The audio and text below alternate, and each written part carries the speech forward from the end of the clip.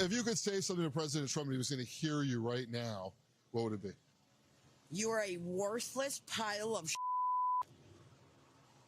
And you voted for him how many times? 3 times. That was my bad. Apparently, I'm an idiot. Well, that's just one voter's view on things. We're now in the 3rd week of the U.S.-Israel war on Iran. Oil prices are still high, as you can see there for that woman. People are not happy about it, like the Trump supporter you just heard.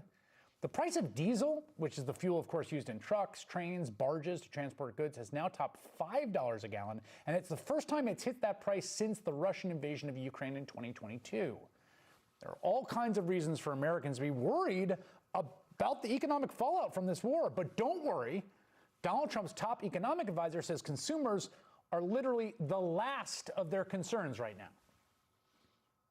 The fact is that the U.S. economy is fundamentally sound, and that if it were to be extended, it wouldn't really disrupt the U.S. economy very much at all.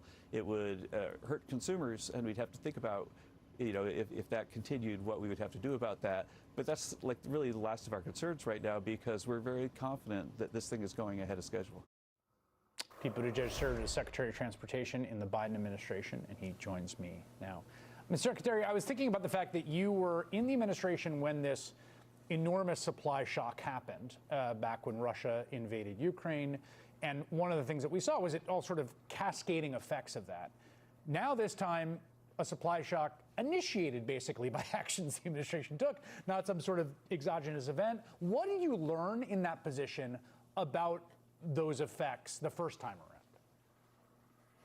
Yeah, usually you're trying to fight those kinds of price effects that consumers are facing, not doing what the Trump administration is doing, which is actively causing them, right? Vladimir Putin launched a war, and the result was that there were supply shocks and oil went up. And then we all did everything that we could in the administration, and all of us as Americans did what we could to deal with that. Here you have a very different situation.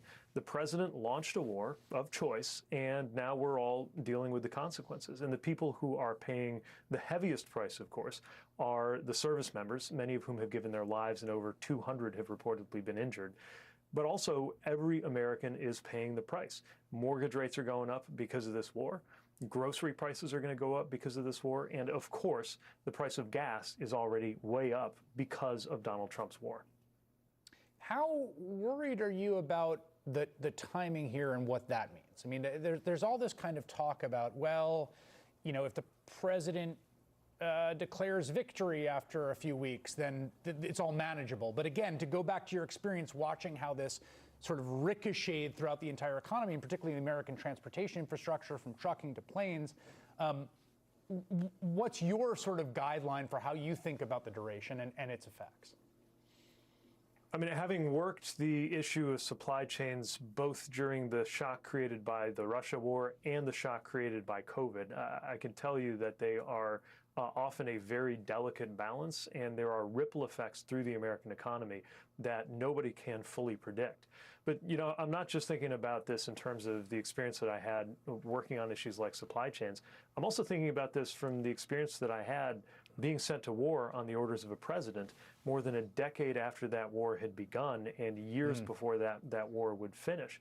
When you have this kind of open-ended war, remember, there's no clear definition of what victory even consists of. The president has variously said that we've already won and that we could be doing it for much, much longer.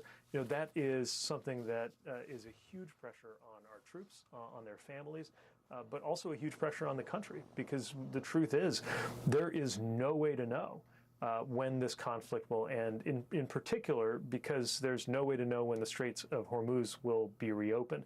We heard the Secretary of Defense, or Secretary of War, if he prefers, say that the Strait of Hormuz is open other than the fact that there are Iranians shooting at ships that try to go through it. As long as that remains true, there's going to be enormous uncertainty and pain at the pump for every American. There's also been a lot of pain at airports around the country, I think for a bunch of complicated reasons, but partly having to do with this lapse in funding for DHS. Democrats have tried to propose some just like standalone TSA funding bills on a bipartisan basis. Those have been blocked by Republicans. Republicans want to fund all of DHS. There's increasing negotiations. Today, an offer from the administration where they ignored a bunch of Democrats' top priorities, including blocking immigration officers from wearing masks, requiring them to obtain warrants from judges to enter private homes or businesses, though they did agree to not, and I'm quoting here, deport U.S. citizens. Do you think Democrats should hold the line here based on what you've seen of the offer from the administration about funding DHS? Yeah, I mean, it is, of course, insane that it takes Democrats pushing the administration for them to say that they're not going to deport U.S. citizens. But the broader point here is it doesn't have to be this way. We are seeing longer and longer lines at the airports because Republicans refuse Democratic proposals to fund TSA.